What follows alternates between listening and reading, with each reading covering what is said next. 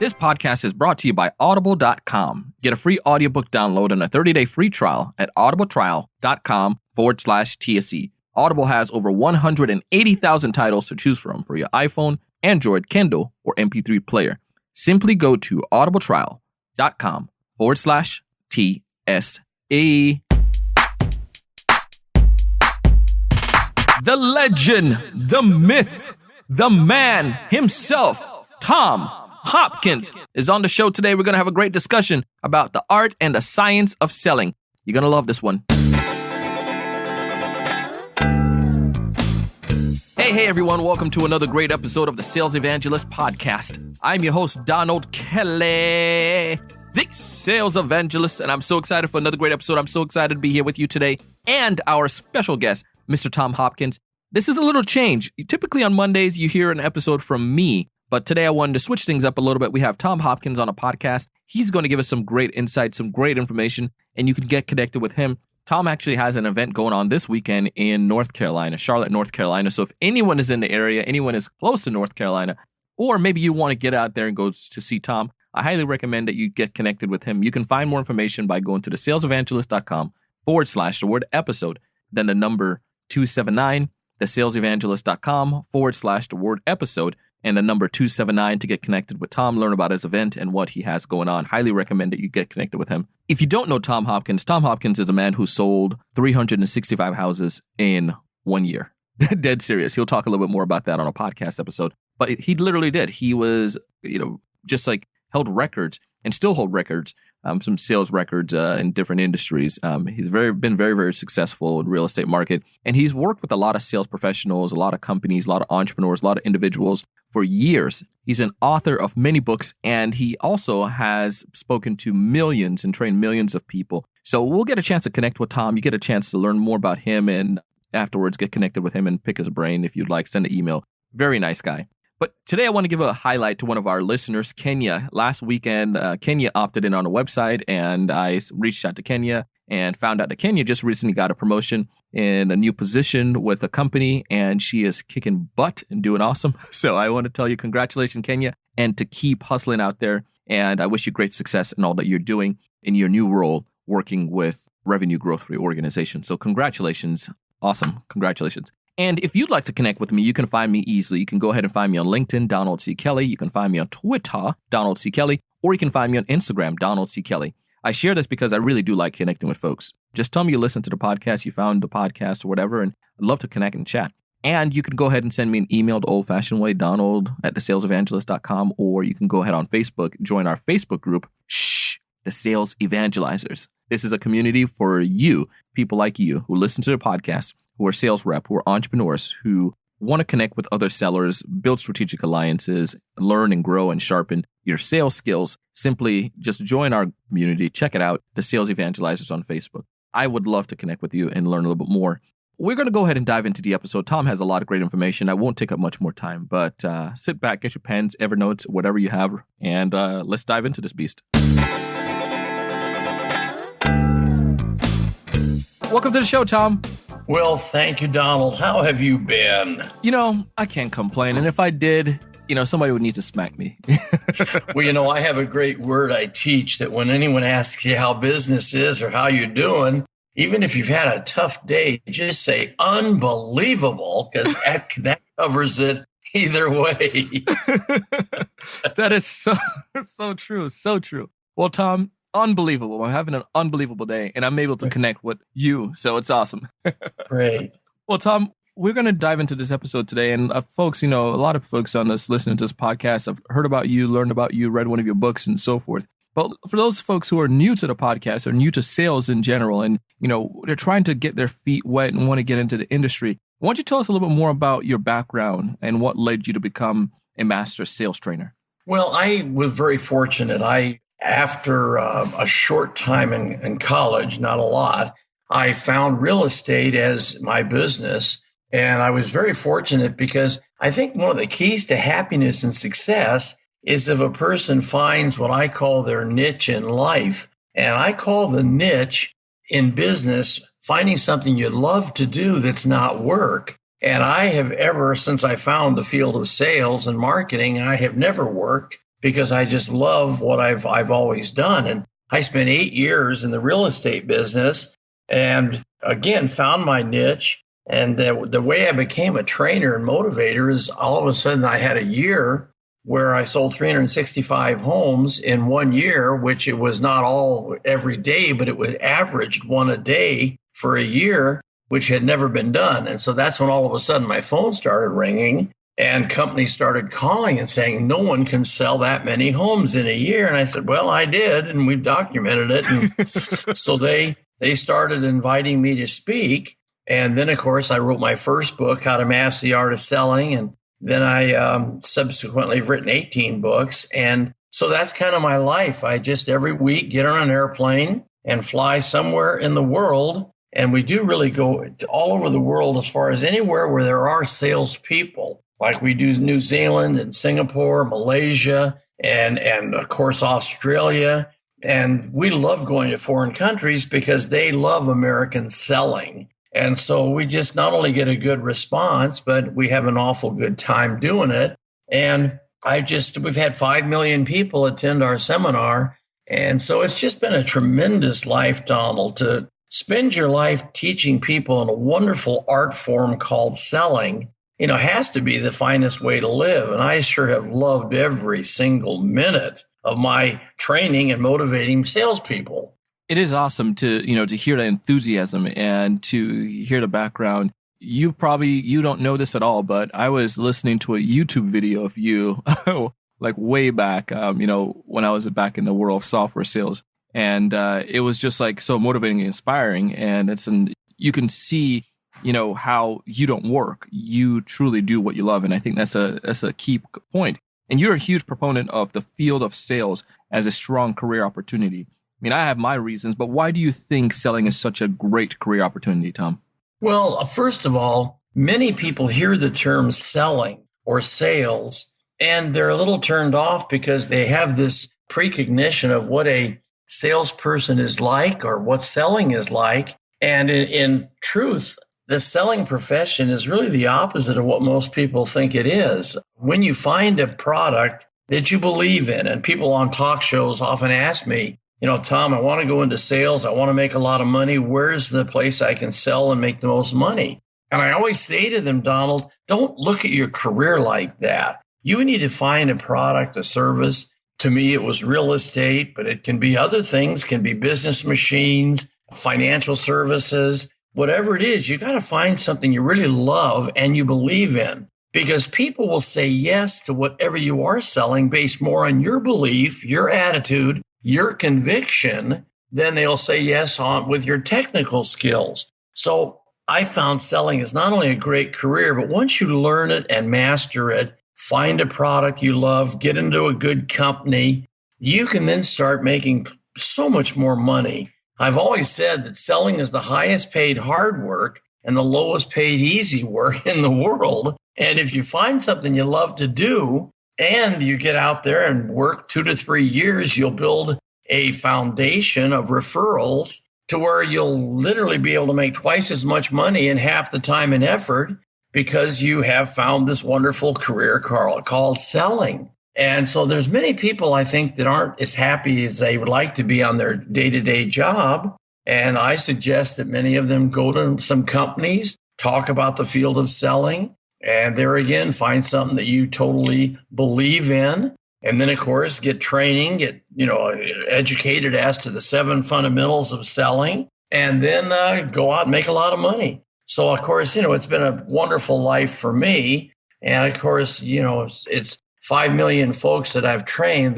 Most of them will tell you that, wow, I wouldn't do anything else but be in the field of sales as a great, great career.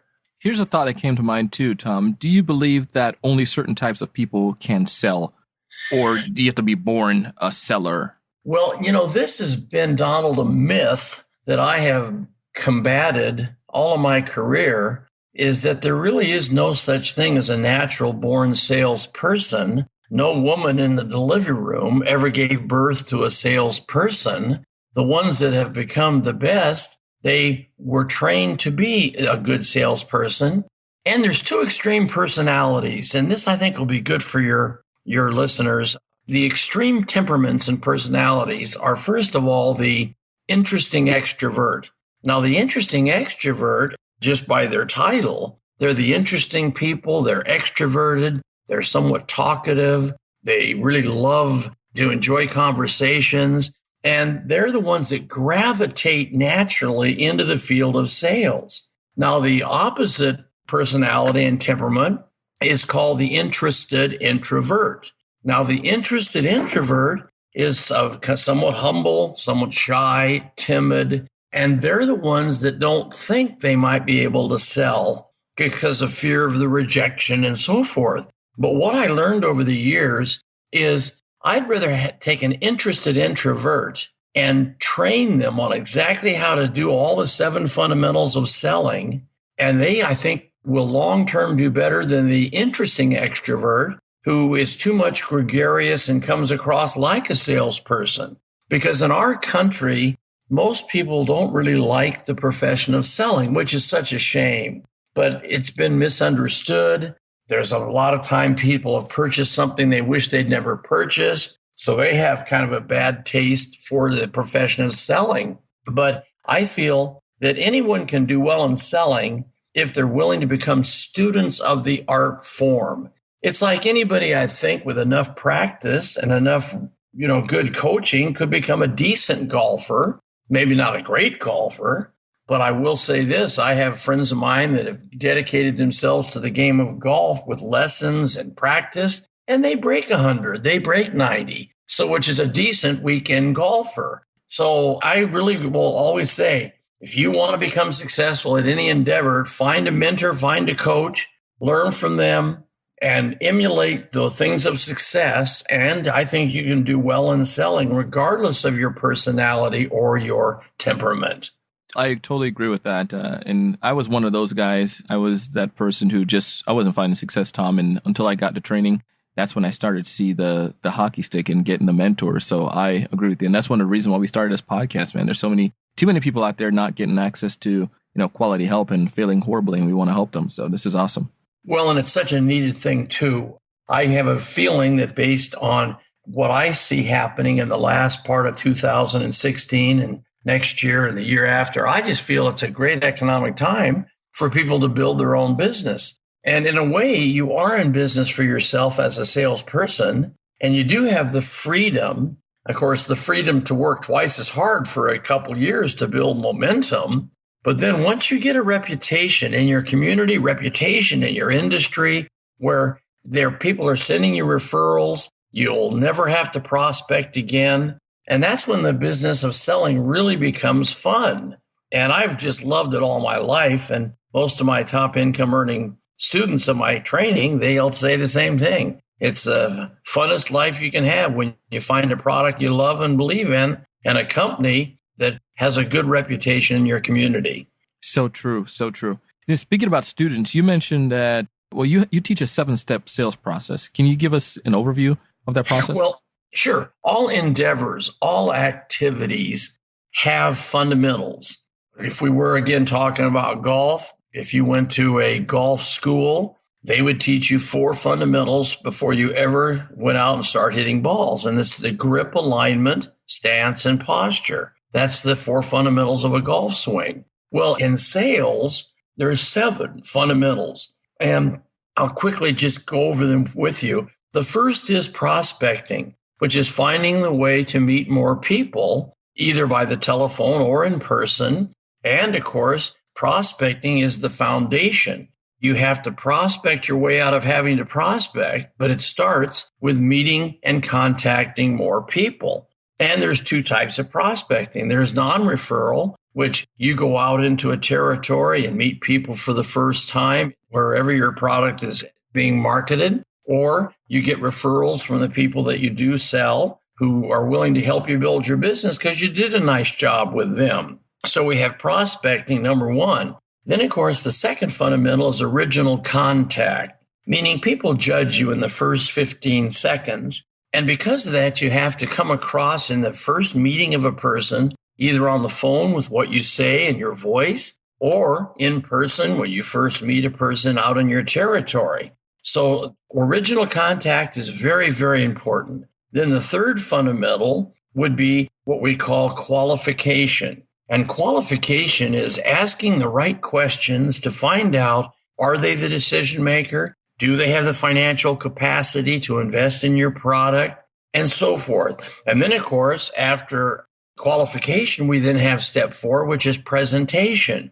The way you present the product or the service at the kitchen table or the office desk. And then, of course, if you do those first 4 properly, Donald, you'll have to master number 5, because that's called handling objections or concerns. And if people want to go ahead and buy your product with the first 4 things you've done, they'll almost have to say no before they can say yes. So you learn, again, how to handle areas of concern or objections. Number 6 is my main thing we teach, and that's the art of closing the sale, which is an art form, the way you get a person from maybe into a yes, writing a check instead of procrastinating. So closing the sale is number 6 and my most important thing I teach. But then you're not done. Number 7 of the fundamentals is getting qualified referrals or quality introductions. And that's getting the person that you've just sold your product to be willing to refer other people to you.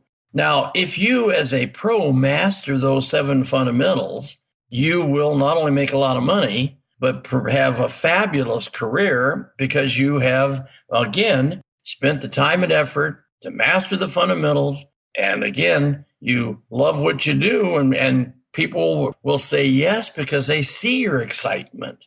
That is it's so key. I go back to the idea of the fundamental and thinking about the golf and thinking about just some of the other sports that I've played. The athletes that perform the best are the ones who mastered and became experts in the fundamentals. And yes, definitely. You see basketball players, you don't see a lot of them do all kinds of fancy trick on a court because they just focus on the fundamentals, do the right things, the dribbling, the passing, controlling the ball, shooting, those fundamentals, and they're awesome at it. That's right. So here's another thing, Tom, I would like to have you share with us. Share with us some of the nuances of selling that can either make or break sales. Well, first of all, the average salesperson doesn't realize that there is an enemy at the table when you're presenting your product or service. And the enemy is a 4-letter word called fear. And one of the main reasons buyers procrastinate in investing in something they want to or should invest in is they have this fear. And there are different fears. There's fear of making a mistake, fear of being lied to, fear of investing in something that they can't use or won't use. Their fear can be generated by third-party information that the buyer's been told. So I've always taught that one of the main things and the nuances of success in selling is understanding the normal fear that people have and then learning how to overcome that fear. Also, it's learning how to take a person who wants to say no and help them say yes. And my newest book, which is When Buyer Says No, is based on the fact that people probably won't say yes until they first say no. So having the nuance of understanding how to take the no into a yes is so important. And I also feel that there are words you can't say in sales because they are the words that create fear. Words like cost or price. Instead of that, always call it the total investment. Or instead of down payment, it's the initial investment. Or instead of calling it the monthly payment, which right away when buyers hear that, they're looking at their checkbook thinking, I can't afford that monthly. So it's the monthly investment. And then another word you can't say, which is a fear producer, is the word contract. Now, when you pull out a printed form and they know it's a contract and you call it that, boy, up goes the fear. So, of course, we always call it the paperwork or the agreement.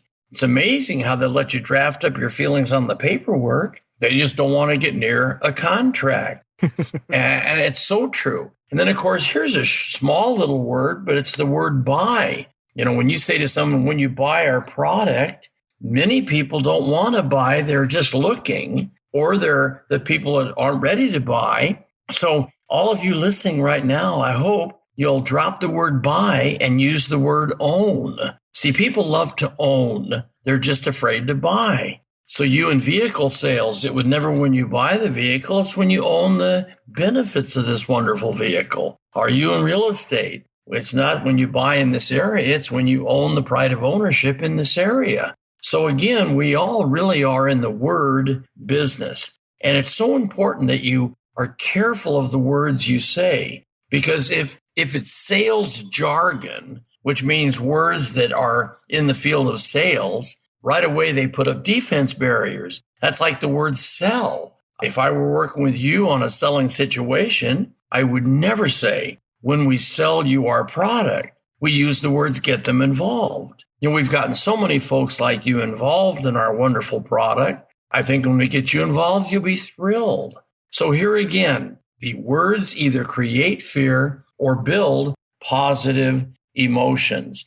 And like the word problem, don't ever call it a problem. Call it a challenge. Say, we help people overcome their challenges. We don't worry about problems. We talk about challenges. And you'll be amazed how by eliminating sales jargon, when you talk to people, you'll not only lower their fear, but you'll increase sales acceptance. And that's something I think that's important too, Donald, is a pro in talking to people. They're doing two things at once. They're lowering sales resistance, which most people have sales resistance. So my goal in what I'm saying to you is to lower the sales resistance, but at the same time, I'm increasing sales acceptance. So these are the two things that are happening: reducing sales resistance, increasing sales acceptance. And of course, at the end of your presentation, when you've covered all the financial aspects, you've talked about all the things that are the benefits to owning your product, then when you go into the final close, there's less fear, and you'll have a much higher ability to help them write the check and say yes to getting involved because you've eliminated these fear-producing words. So that's something people, I think, that are thinking of sales should think about. Wow. Straight on. I mean, I just love it. That was like right on the money there. And I feel that it made total sense. It's very simple and it just goes straight across. And I feel that a lot of times that people just don't think about some of those simple things. Like think about the word you're using, that you're shutting your clients off or putting, increasing their fear and so forth. But, sure. And another real important point, Donald, is the average person in sales does too much talking and too little listening. And I really would love to stress that the folks listening to us right now would start analyzing, am I talking too much and listening too little? Because I really believe the top people I've ever seen in sales, I call them master askers, which means they've mastered the art of asking questions. And by asking the right questions, they get the buyer to open up. And here's the truth you can't forget. Whoever is talking in any conversation is only learning what they already know. If you're listening because you stimulated the buyer with the right questions, then you're going to learn what you need to know to lead them to say yes. And that's really, I think, questioning is a tremendous art form in this wonderful profession of selling. I agree with you 100% on that.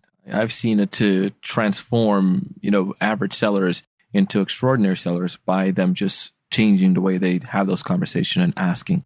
Tom, if there's one major takeaway you'd like someone listening to this episode to walk away with, what's that one major takeaway? I would say the major takeaway would be don't take rejection personally. If you're in the field of sales, realize all of your yeses are hidden behind no's. In other words, a beautiful new car could be called a yes. A beautiful new home could be called a yes. Having money in the bank or stock could be a yes. So you that are listening, if you want all your yeses, the things I just mentioned, then realize you may have to search for the yeses behind no's, which means you will have some rejection involved. I have told people for years that I know we don't want to always prospect, but prospecting is the way you will build the momentum of your business. And if you will prospect, if you will handle the no's and play a game with it, meaning just say hypothetically, you made $100 by having someone invest in your product. Let's say you have to talk to 5 people to close the sale and make the 100. Well, if we use that math, that means you're getting 1 yes and you're getting 4 no's. Well, if we make 100 and we got 4 no's and we divide the 4 no's into the 100, now we've put a dollar value on each no. So each no is really worth $25. So I think the managers that are listening to this might want to have fun with that and teach their sales team that, hey, let's find out how much a no is worth based on what we make when we get the yes. That way we won't take the rejection personally and we'll stay motivated after getting told no and not quit or not stop going after more yeses. Because we have a right in our wonderful country to get our goals and our dreams. They're available to us in a free enterprise country like ours of capitalism, where you're allowed to earn as much money as you are capable of. And we applaud people who do have abundance. In many countries, you could never have wealth. But in our type of country, wealth is there for those that work. Wealth is there for those that are goal-oriented. Wealth is there for those that not only master their craft, their trade, but have the ability to serve more people. And I found over the years that people that serve more will earn more. And service is really the foundation of building a career in any business. Love it, Tom. Tom, as we get ready to wrap up today, if folks out there want to get in touch with you, what's the best way for them to connect with you? Well, if they were to go to just tomhopkins.com, we're here in Scottsdale, Arizona. They, of course, can go to our website. We have also, Donald, a free resource page. Now, this is a page in our website that is called Free Resources. And I decided to put things out for nothing. We have thank you notes that are professionally edited they can have. And so they can go to the free resource page. If they're interested in my CDs or DVDs or books, they'll have a product catalog there. And then, of course, as I'm excited about, we're having a big 2-day program coming up in Charlotte, North Carolina on April 1 and April 2. And folks may want to look at it. If you come to my 2-day weekend event, I teach it all, 8 hours a day, 16 hours I personally teach. Plus, they get a 60-page beautiful manual that follows the entire presentation. So you may have some folks that say, hey, I'd like to have a 2-day weekend event, Saturday, Sunday, 1st and 2nd. And hopefully April 1 and 2 makes sense. And Charlotte, North Carolina is a wonderful city. And you'll meet some fabulous professional salespeople at this event. And if you do come, bring plenty of business cards because we do lots of networking. And networking is another referral foundation that many top people rely on. So true, man. I'll make sure we put that stuff in our show notes, Tom, so folks can get access to it, to get back connected with you, or to get access to this 2-day that you have coming up in South Carolina. We'll go ahead and put that information out there, man. Oh, great. Well, gosh, Donald, thank you so much for believing in what I do. And I love the fact you're a sales evangelist and you burn with huge desire to spread the good news of selling. And this was delightful. So for all of you listening, thank you. And Donald, thank you for what you do. Keep doing it better. The world needs it, man. Will do, sir. Thanks again. All the best. Bye-bye. I told you the man knows what he's talking about, man. The art and science of selling. He gave us some great insights. I love his steps that he shared there. So, get connected with Tom. It's the least you can do. If you don't know who Tom Hopkins is, you got to make sure you go and find out. Go to our website, thesalesevangelist.com/the-word episode. Then number 279, thesalesevangelist.com/the-word episode, number 279. Get connected with Tom. Learn about his live event. Learn about some of his other products. Learn about him as an individual. Learn about one of his books. I mean, he's full of information. You can connect with him on YouTube, too. He has some great information on YouTube. Some great stuff. I first watched one of his videos on YouTube, and I was like, dang, this guy knows what he's talking about. And that was back in my days of software sales, and it was really cool to learn some of those principles and to gain them by implementing them into my own selling. So the principles are the same. Tom has some great books. I mean, I told you, the guy's authored many, many books. You heard it on a podcast. A couple of his books that are on my queue are Telephone Strategies for Success. This is something that a lot of people ask, how can I best use the phones to find success when I'm selling? go ahead and check out Tom's book. You can find it there on Audible, or When Buyers Say No. That's the one that I'm listening to right now. When Buyers Say No. It's pretty cool, pretty interesting things. Obviously, we know we're going to come across no's, right? But if you're prepared for them, you can better be successful, right? And that's what Tom has done. He's provided some great insights.